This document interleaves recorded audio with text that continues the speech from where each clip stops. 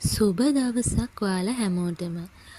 අද මම අරගෙන ඇවිල්ලා තියෙන්නේ දැනුම මාවත ඔස්සේ channel එක තුලින් අනුරාධපුරයේ වන්දනා ගමනක් ගියපු දවස ගැන තමයි. අපි මේ ට්‍රේන් එක අරගත්තේ කොළඹට ගිහිල්ලා කොළඹින් තමයි දවල් වෙලාවක තමයි අපි ගත්තේ ට්‍රේන් එක දවල් 1:45ට විතර. ඒතර පැය 4මාරක කාලයක් තුලදී අපිට අනුරාධපුරයට යන්න පුළුවන්. ඇත්තටම ට්‍රේන් එක ගමන යනකොට ඒකේ හරිම නිදහසක් තියෙනවා අපිට වටපිටාව බලන ගමන් හරිම ආසාවෙන් යන්න පුළුවන්. ඉතින් අපි මේ විදිහට අනුරාධපුරයට ආවා. මේ ඔයාලට පේන්නේ අපි අනුරාධපුරයේ ස්ටේෂන් එකට ආපු වෙලාවයි. අපි එදා රෑ අනුරාධපුරේ නතර වෙලා පාන්දරින්ම නැගිටලා රුවන්වැලි මහා සෑය වන්දනා කරන්න දැම්මේ යන වෙලාව තමයි මේ දැක ගන්න ලැබෙන්නේ. ඇත්තටම එදා ගොඩක් සෙනග හිටිය දවසක්. මොකද අපි ගියේ පොය දවසක තමයි. ලස්සන නෙළුම් මල් වලින් පුරවාගත්ත වට්ටියකුත් අරගෙන තමයි මම මේ විදිහට ඉස්සරහට දැන් යන්නේ රුවන්වැලි මහා සෑය ශ්‍රී මහා බෝධිය වන්දනා කර ගැනීමට. මේ පේන්න තියෙන්නේ සංඝමිත්තා තෙරණින් වහන්සේ අපේ ලංකාවට වැඩම වෙලාවේ ඉදි කරලා තියෙන්නේ ඒ සිහි ගැන්වීම පිණිස සැකසූ පිළිම තමයි ඒ තියෙන්නේ. ඇත්තටම මේ අනුරාධපුරය ගැන කතා කරද්දී අනුරාධපුරය යනු ශ්‍රී ලංකාවේ පෞරාණික අගනුවරක් වෙනවා. ශ්‍රී ලංකාවේ මුල්ම රාජධානිය හා මුල්ම අගනුවරද මෙය වෙනවා.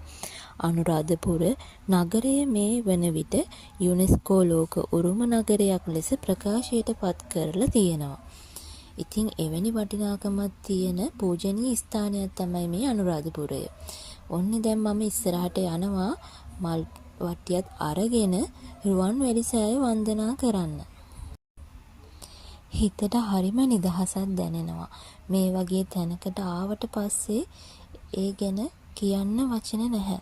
මේ දැන් ඔයාලට පේන්නේ රුවන්වැලි මහා සෑය. ඉතින් උසින් අඩි 338ක් සහ මීටර් 103ක් සහ අඩි 942ක මීටර් 287.1 විශ්කම්භයකින් යුක්ත වන මේ ලෝකයේ දැනට පවතින උසම ස්මාරක අතරින් එකක් වෙනවා. චෛත්‍ය ගර්භයේ මුල වට ප්‍රමාණය අඩි 807කි.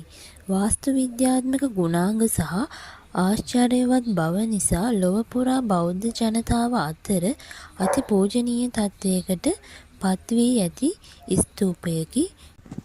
මේ ඔයාලට දකින්න ලැබෙන්නේ මම රුවන්වැලි මහා සෑය වන්දනා කරන්න අරගෙන ආපු මිරි වැඩිසඟල වටාපත චෛත්‍ය සහ පුඩා පාත්‍රය කිරිපිඩු ඖෂධ පූජාව ගිලන්පස පූජාව සහ ඒ පූජාවන් ටික තමයි. ඉතින් පොයේ දවස කියලා නැහැ. සෙනග ගොඩාක් හිටියත් අපිට වන්දනා කරගන්න ඉඩකඩ ලැබුණා. මම මෙතනදී බාරයක් වුණා. බාරයක් වෙලා ආශිර්වාද අරගෙන දෙවියන්ගේ ආශිර්වාදයත් එක්ක දෙවියෝ බුදුන් වන්දනාමාන කරගත්තාම ලැබෙන ඒ හිතට දැනෙන නිදහස සහ ඒ සතුටත් එක්ක මම තවදුරටත් ඊළඟට ශ්‍රී මහා බෝධිය වන්දනා කරන්න තමයි සූදානම් වෙන්නෙමින් පසුව රුවන්වැලි මහා සෑය මළුව වටේටම උපාසික උපාසිකාවන්ගෙන් පිරීලා තමයි තිබුණේ. ඒ හැම කෙනාම ඉතාමත් ගෞරවාන්විතව වන්දනා කරනු ලබන මේ රුවන්වැලි මහා සෑය මළුව සුදෝසුදුවන් පාටින් බැබලෙමින් තිබුණා. සෑම දිනාටම මෙත්සුව පතමින් ප්‍රාර්ථනා කරමින් තිබෙන්නා වූ මේ සෑය මළුව තුල අපි වන්දනා කරමින් පසු මේ ඔයාලට දැක ගන්න ලැබෙන්නේ රුවන්වැලි සෑය මළුව වටේට රැගෙන යන කොඩි පූජාවක් තමයි. උපාසික උපාසිකාවන්ගේ දායකත්වයත් මත මේ කොඩිය රැගෙන යන එක තමයි මේ දැක ගන්න ලැබෙන්නේ.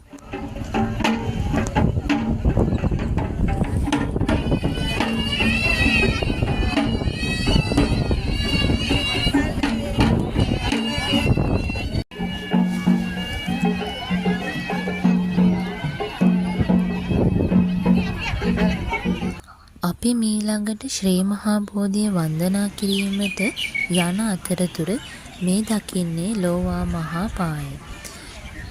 ඒ ඓතිහාසික ස්ථානය තමයි ඔය දැක ගන්න ලැබෙන්නේ. මේ ස්ථානය පසු කරමින් අපි මීළඟට ගමන් කරන්නේ ශ්‍රී මහා බෝධිය වන්දනා කිරීමටයි. ශ්‍රී ලංකාවේ අනුරාධපුරයේ පිහිටි පූජනීය ඇසතු වෘක්ෂයක් වන මේ ශ්‍රී මහා බෝධීන් වහන්සේ බුදුන් වහන්සේ බුද්ධත්වය ලබා ගැනීමේදී පිටදුන් ඓතිහාසික බෝධි වෘක්ෂයේ දකුණු අංකුර පැලයක් වෙනවා. මෙය පැල කරන ලද්දේ ක්‍රි.පූ 288 දීය. එය මේ දක්වා ලෝකයේ තිබෙන මිනිස් අතකින් සිට වූ සහ එසේ සිට වූ කාලය දන්නා පැරණිම වෘක්ෂය ලෙස වාර්තාගත වෙනවා. ශ්‍රී මහා බෝධිය වන්දනා කිරීම සඳහා අපි ගිය මේ වෙලාවෙත් බෞද්ධ ජනතාවගෙන් පිරී ඉතිරිලා තමයි තිබුණේ. එදා දවස පෝය දවසකුත් නිසා මේ වගේ බෞද්ධ ජනතාවගෙන් පිරී ඉතිරිලා තමයි ශ්‍රී මහා බෝධිය ආශිත මළුව තුලත් දකින්නට තිබුණේ. සෑම තැනම සිල් ඇත්තෝ සහ සිල් ඇත්තියන්ගෙන් පිරීලා තමයි තිබුණේ. ශ්‍රී මහා බෝධීන් වහන්සේගේ සිලිසිලි ශබ්දයේද හුළඟට ඇසෙන විදිහ ඔයාලට දැන් බලා ගන්නට පුළුවන්. මේ ඔයාලා දකින්නේ බෝධි මළුවෙන් පිටතට පැමිණියාට පසුව තිබුණු දන්සලක් තමයි. එදා දවසේ දන්සල් බොහෝමයක්ම තිබුණා. මේ තියෙන්නේ කිරිබත් දන්සලක්. ඉතින් අපිත් මේ පැත්තට ගියා.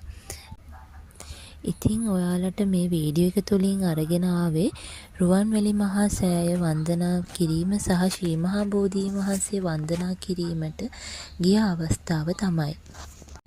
මේ පූජනීය ස්ථානයේ වන්දනා කිරීමට රැගෙන ආපු පූජා භාණ්ඩවල ආනිසංස සියල්ලක්ම මම කලින් වීඩියෝ එක තුලින් රැගෙන ආවා. ඒ මොනවද කියලා ඒ වීඩියෝ එක බලන්න ඔයාලා. වන්දනා කිරීම හොඳින් සිදු කරාට පසුව මීළඟට අපි අනුරාධපුර ස්ටේෂන් එකට තමයි පැමිණුවේ.